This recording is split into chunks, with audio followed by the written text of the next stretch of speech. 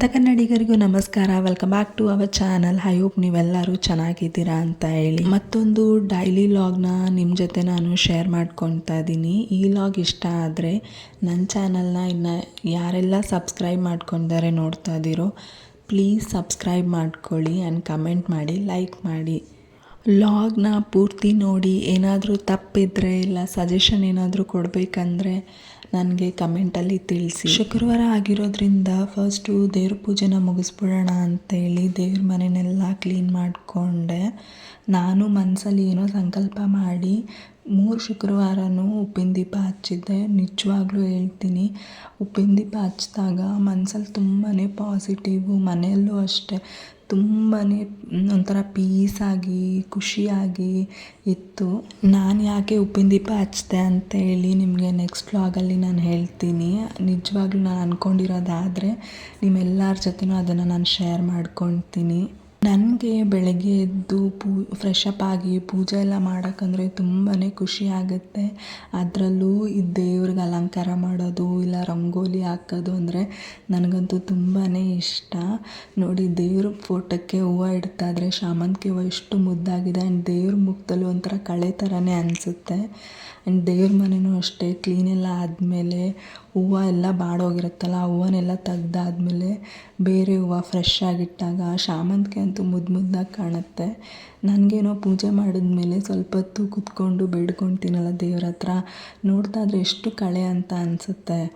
ನಾವು ಪೂಜೆ ಮಾಡಾದ್ಮೇಲೆ ದೇವ್ರ ಮನೆನ ನಾವು ನೋಡಿದಾಗ ಅದು ನಮಗೆ ಕಳೆ ಅಂತ ಅನಿಸಿದ್ರೆ ನಿಜವಾಗ್ಲೂ ಅದೇನೋ ಒಂಥರ ಪಾಸಿಟಿವ್ ವೈಬ್ ಅಂತಲೇ ಅನಿಸುತ್ತೆ.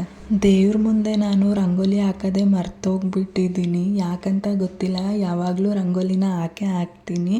ಬಟ್ ಈ ಸತಿ ಏನು ಕೆಲಸ ಇದ್ದಿಲ್ಲ, ಬಟ್ ಟೈಮು ಜಾಸ್ತಿನೇ ಇತ್ತು, ಹಾಕೋದು ಮರ್ತೇ ಹೋಗ್ಬಿಟ್ಟಿದ್ದೀನಿ. ಈ ಲಾಗ್ ಎಡಿಟ್ ಮಾಡಬೇಕಾದ್ರೆ ನೋಡ್ತಾ ಇದ್ದೀನಿ, ಅಯ್ಯೋ ರಂಗೋಲಿನೇ ಹಾಕಿಲ್ಲ ಅಂತೇಳಿ.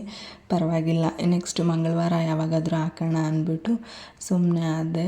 ಪೂಜೆ ಮಾಡಿದ್ಮೇಲೆ ಒಂದು 5 ನಿಮಿಷ ಆದರೂ ಕೂತ್ಕೊಂಡು ನಾನು ನನಗೇನು ಅನಿಸುತ್ತೋ ಅದು ದೇವ್ರ ಹತ್ರ ನಾನು ಕೇಳ್ಕೊತೀನಿ. ಅದು ಏನೇ ಆದ್ರೂ ಹ್ಯಾಪಿ ಆಗಿರಲಿ ಇಲ್ಲ ಸ್ಯಾಡ್ ಆಗಿರಲಿ ದೇವ್ರ ಹತ್ರ ಕೂತ್ಕೊಂಡು ನಾನು ಕೇಳ್ತೀನಿ. ಆವಾಗ ನನಗೊಂಥರ ಅದು ಸ್ಟ್ರೆಂತ್ ಅಂತ ಅನಿಸುತ್ತೆ. ಓಕೆ, ಎಲ್ಲದೂ ಒಳ್ಳೆಯದಾಗುತ್ತೆ, ಎವ್ರಿಥಿಂಗ್ ವಿಲ್ ಬಿ ಫೈನ್ ಅಂತ ನನ್ನ ಮನಸ್ಸಿಗೆ ಅನಿಸುತ್ತೆ ಪೂಜೆ ಮಾಡಾದ್ಮೇಲೆ. ಇನ್ನು ಪೂಜೆ ಎಲ್ಲ ಮಾಡಿದ್ಮೇಲೆ ಬ್ರೇಕ್ಫಾಸ್ಟ್ ಪ್ರಿಪೇರ್ ಮಾಡೋಣ ಅಂತೇಳಿ ಫಸ್ಟು ನನಗೆ ಓಟ್ಸ್ ದೋಸೆ ಮಾಡ್ಕೊಳ್ಳೋಣ ಅಂತೇಳಿ 2 ಕಪ್ ಓಟ್ಸು 1 ಕಪ್ ರವೆ ಹಾಕ್ಕೊಂಡು ನೀರು ಅದಕ್ಕೆ ಎಷ್ಟು ಬೇಕೋ ಅಷ್ಟು ಅಡ್ಜಸ್ಟ್ ಮಾಡಿಕೊಂಡು ಒಂದು 30ರಿಂದ 20 ನಿಮಿಷ ಅದನ್ನು ನೆನೆಯಕ್ಕೆ ಬಿಡಬೇಕು. ಅಂದರೆ ಅದು ಚೆನ್ನಾಗಿ ಸೋಕ್ ಆಗಬೇಕು ಅಂತೇಳಿ ಫಸ್ಟು ಅದನ್ನು ನೆನೆಸಿಟ್ಕೊಂಡು ಸೈಡಲ್ಲಿ ಇಟ್ಕೊಂಡೆ. ಇವತ್ತಿನ ಬ್ರೇಕ್ಫಾಸ್ಟ್ ಬಂದುಬಿಟ್ಟು ವಾಂಗಿಬಾತ್. ಆ್ಯಂಡ್ ವಾಂಗಿಬಾತ್ ನಾನು ಯಾವ ಥರ ವಾಂಗಿಬಾತ್ ಮಾಡ್ತೀನಿ ಅಂತ ನಿಮ್ಮ ಜೊತೆನೂ ನಾನು ಶೇರ್ ಮಾಡ್ಕೊತೀನಿ. ಈ ವಾಂಗಿಬಾತ್ ಅಂತೂ ಒಂದು 10 ನಿಮಿಷದಲ್ಲಿ ಬೇಗನೆ ಆಗೋಗ್ಬಿಡುತ್ತೆ. ಇದಕ್ಕೇನು ಅನ್ನ ಮಾಡೋ ಅವಶ್ಯಕತೆ ಇರಲ್ಲ. ಸಪ್ರೇಟ್ ಕುಕ್ಕರಲ್ಲಿ ಅನ್ನ ಮಾಡ್ಕೊಬೇಕು, ಈ ಕಡೆ ಒಗ್ಗರಣೆ ಹಾಕ್ಕೊಬೇಕು ಅಂತ ಏನೂ ಇರಲ್ಲ. ಎಲ್ಲದನ್ನು ಅನ್ನನೂ ಬದನೆಕಾಯಿ ವಾಂಗಿಬಾತ್ ಪೌಡರು ಎಲ್ಲ ಹಾಕಿ ಕುಕ್ಕರಲ್ಲೇ 1-2 ವಿಷಲ್ ಕೂಗಿಸಿದ್ರೆ ಆಯಿತು. ವಾಂಗಿಬಾತ್ ಬೇಗನೆ ಆಗೋಗ್ಬಿಡುತ್ತೆ. ನನಗೆಲ್ಲ ಯಾವಾಗ 2 ಕೆಲಸ ಅಂದರೆ ಒಂದು ಕುಕ್ಕರಲ್ಲಿ ಅನ್ನ ಮಾಡೋದು, ಇನ್ನೊಂದು ಬಾಣಲಿಯಲ್ಲಿ ಗೊಜ್ಜು ಮಾಡ್ಕೊಳೋದು ಕಷ್ಟ ಅನಿಸುತ್ತೋ ಆವಾಗೆಲ್ಲ ನಾನು ಕುಕ್ಕರಲ್ಲೇ ವಾಂಗಿಬಾತ್ ಮಾಡ್ಕೊತೀನಿ. ನಾನು ಅಡುಗೆ ಮಾಡಬೇಕಾದ್ರೆ ಫಸ್ಟು ನನಗೇನೆಲ್ಲ ಬೇಕೋ ಆ ಅಡುಗೆಗೆ ಅಂಥೇಳಿ ಎಲ್ಲ ಹೆಚ್ಚಿಟ್ಕೊಂಡು ಒಂದು ಪ್ಲೇಟಲ್ಲಿ ಇಟ್ಕೊಂಡು ಬಿಡ್ತೀನಿ. ಆವಾಗ ನನಗೆ ಅಡುಗೆ ಮಾಡೋವಾಗ ಮರ್ತೋಗಲ್ಲ. ಇಲ್ಲ ಹೆಚ್ಕೊಂಡು ಇಲ್ಲ ಒಂದೊಂದು ಸತಿ ಹೆಚ್ಕೊಂಡು ಈ ಕಡೆ ಅಡುಗೆ ಮಾಡ್ತಾಯಿದ್ರೆ ತಳ ಹಿಡಿದ್ಬಿಡುತ್ತೆ ಇಲ್ಲ ಸೀದೋಗ್ಬಿಡುತ್ತೆ ಅಂಥೇಳಿ ಫಸ್ಟು ನಾನು ಏನೇನು ಬೇಕೋ ಎಲ್ಲ ಅದಕ್ಕೆ ಅಂತ ಹೆಚ್ಕೊಂಡು ಸೈಡಲ್ಲಿ ಇಟ್ಕೊತೀನಿ. ವಾಂಗಿಬಾತ್ಗೆ ಏನೇನು ಬೇಕು ಅಂತ ಎಲ್ಲ ಹೆಚ್ಕೊಂಡು ಆದಮೇಲೆ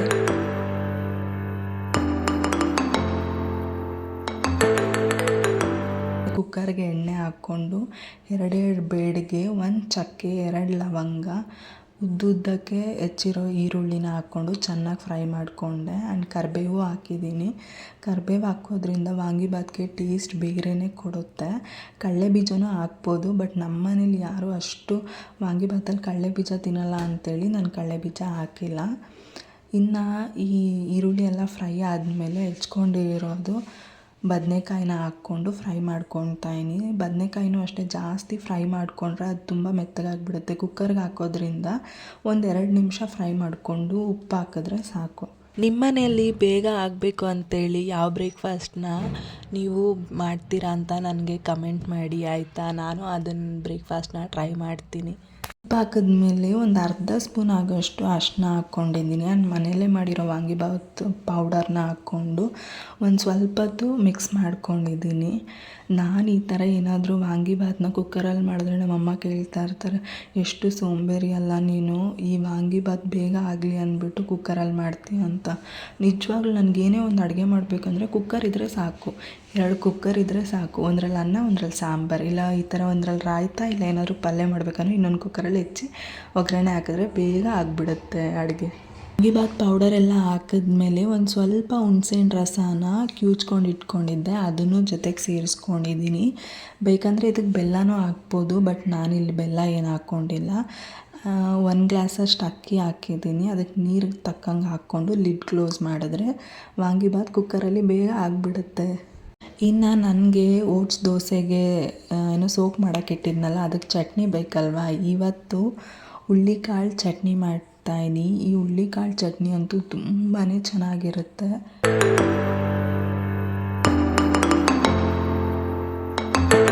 ದೋಸೆಗಿಂತ ಈ ಚಟ್ನಿನ ಬಿಸಿ ಬಿಸಿ ಮುದ್ದೆ ಇಲ್ಲ ಅನ್ನಕ್ಕೆ ಅದ್ರ ಮೇಲೆ ತುಪ್ಪ ಹಾಕ್ಕೊಂಡು ತಿಂತಾದರೆ ಚಟ್ನಿ ಅಂತೂ ಸೂಪರಾಗಿರುತ್ತೆ.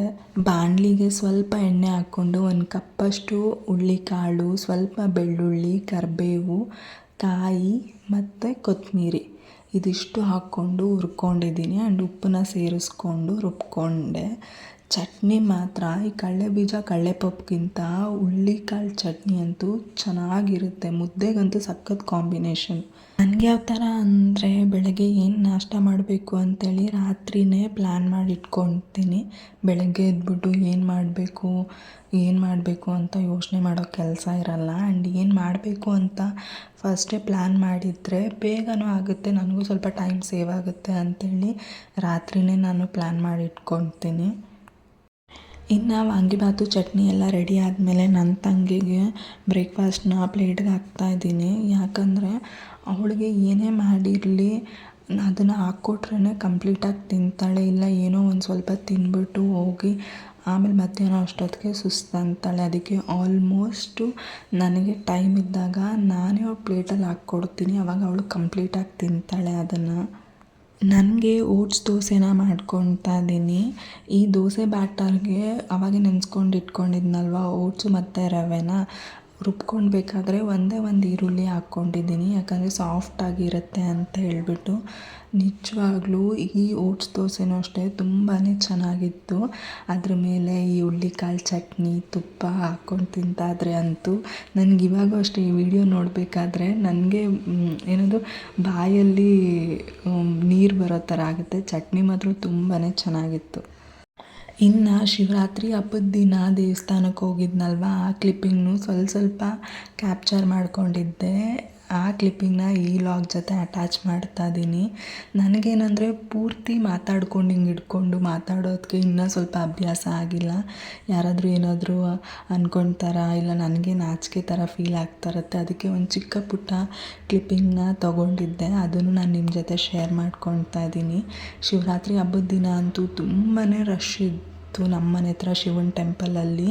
ಅಲ್ಲೂ ನಾನು ನನ್ನ ತಂಗಿ ಹೋಗಿ ದರ್ಶನ ಮಾಡಿಕೊಂಡು ಆ್ಯಂಡ್ ಸ್ಟಾಲ್ಸ್ ಎಲ್ಲ ಹಾಕಿರ್ತಾರಲ್ವ ಅದನ್ನೆಲ್ಲ ನೋಡಿಕೊಂಡು ಬಂದೆ. ನಮ್ಮನೆ ಹತ್ರ ಶಿವನ ದೇವಸ್ಥಾನ ಇದೆಯಲ್ವ, ಅಲ್ಲಿ ರಾತ್ರಿ ಪೂರ್ತಿ ಜಾಗರಣೆ ಮಾಡ್ತಾರೆ. ಜನ ಅಷ್ಟೇ, ಎಷ್ಟು ಜನ ಇರ್ತಾರೆ ಅಂದರೆ ತುಂಬಾ ಜನ ಇರ್ತಾರೆ.